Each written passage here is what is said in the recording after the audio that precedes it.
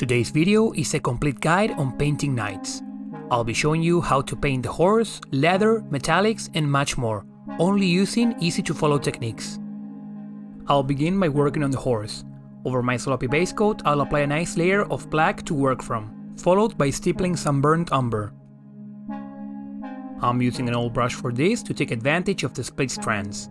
For now, there's no need to worry about light placements. This will just be a more interesting way of coloring while creating texture at the same time.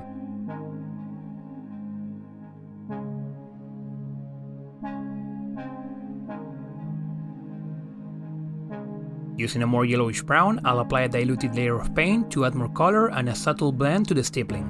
Sort of a wash, but trying to avoid paint pooling on the recesses.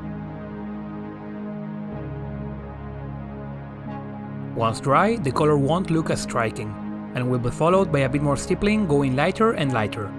From here on, we can begin focusing on the upper facing and more visible parts of the model.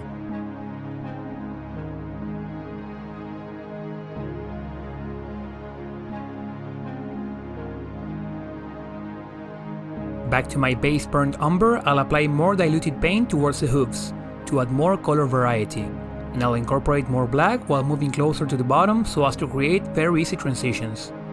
As you can see, by making use of two very simple techniques, we can achieve some interesting horse fur. This will be topped off with a final stipple of a lighter color, but very selectively.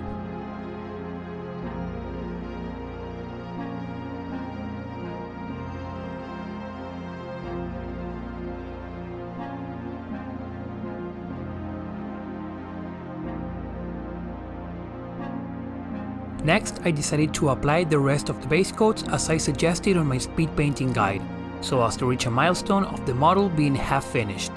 However, the colors ended up changing, which we'll see later.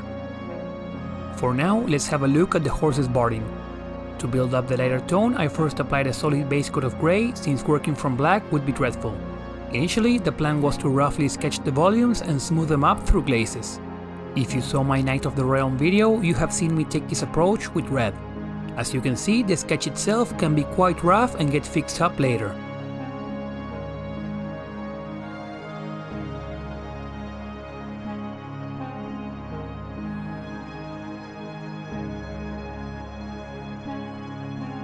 However, due to choosing a light blue which contains a high amount of white, I quickly realized that correcting through glazes would not work this time. The more white a color contains, the worse you'll find it glazes.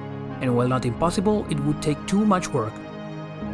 So I changed plans and went for some wet blending, applying first the darker color and then marking out the highlights, adding a pinch of white to it.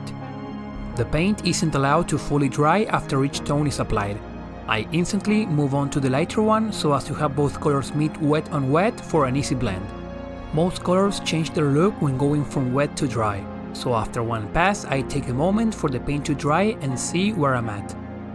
I left quite a bit of raw footage here for you to have a better look at how I work. Normally I aim to keep things simple and straight to the point, but sometimes it is necessary to really take a bit more time to analyze what is going on, especially here when going from a sky blue to an almost pure white transition. And as you'll see, there are huge changes in color when the paint goes from wet to dry.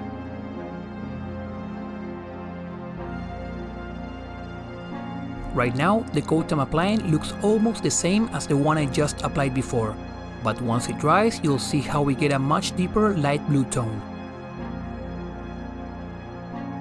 After a nice transition from shadow to first highlight is achieved, semi-transparent coats are applied over the highlights to slowly build up the opacity of the off-white.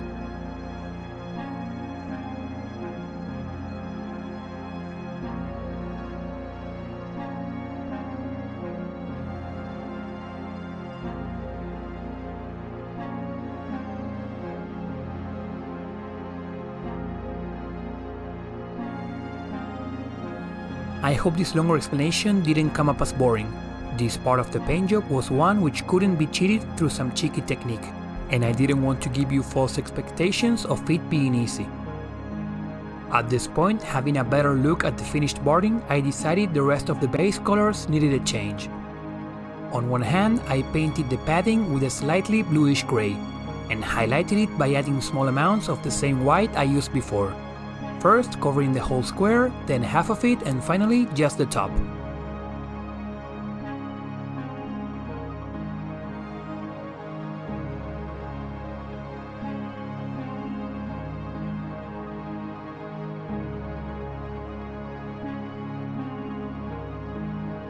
The leather details were base coated in the original padding color and were highlighted by mixing some skin tone. To add texture and highlights at the same time, thin lines were painted in the manner of scratches, followed by a second highlight by adding once again a pinch of the same white I already have in the palette. Using colors you have at hand will not only save you time but also provide you with some color cohesion.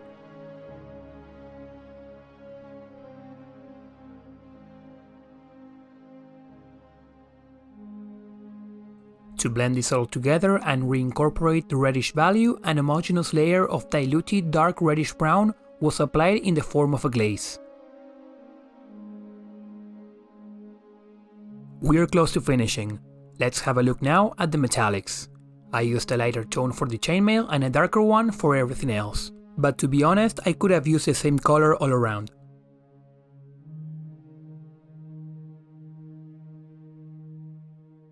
To shade it and also add a bit of color, I applied a mix of blue and black diluted with water.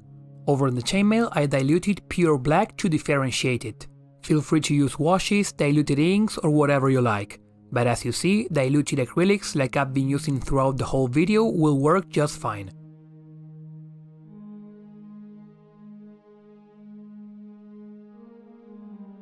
To bring back the shine, I first remove the excess paint from my brush and then gently go over the surface so as to only catch the raised details. Same result as dry brushing, but in a less messy, more controlled way. The key is to orient your brush perpendicular to the detail and work with the side of it, so to avoid paint getting on the recesses.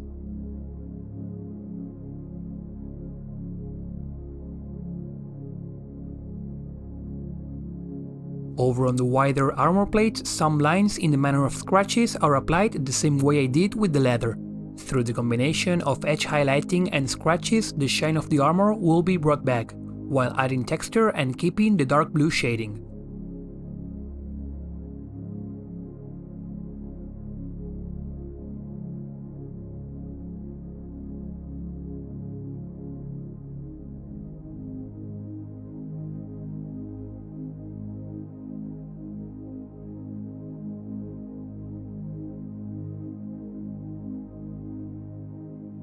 I left the best for last, the face, the deal breaker which might separate a good paint job from a great one. After a nice solid base coat, I bring some life to the face with a diluted reddish purple.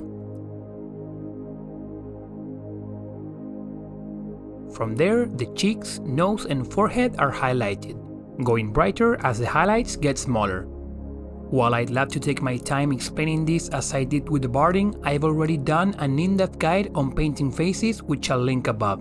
It is a quick 4-minute video which I'm sure you'll learn something from. I don't want to make this video longer, so do check it out if this footage leaves you with any questions.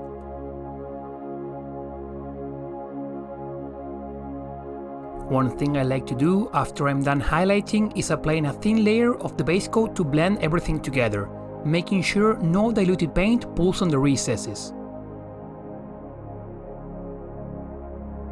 The eyes are first marked out in black, and any mistakes are corrected with the skin tones I have at hand on my wet palette.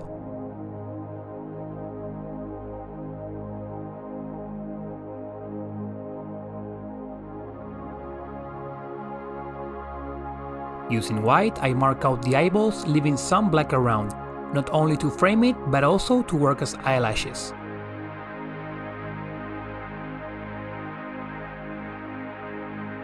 A thin line from top to bottom is applied in the middle of the eye to represent the pupil.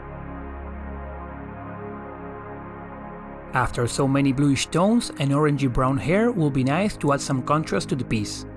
Brown paint is diluted with water in wash consistency to create some shadows. Once dry, small amounts of light brown are mixed with the orangey brown to highlight it in the same overbrushing manner I did for the chainmail, as well as little lines on the beard.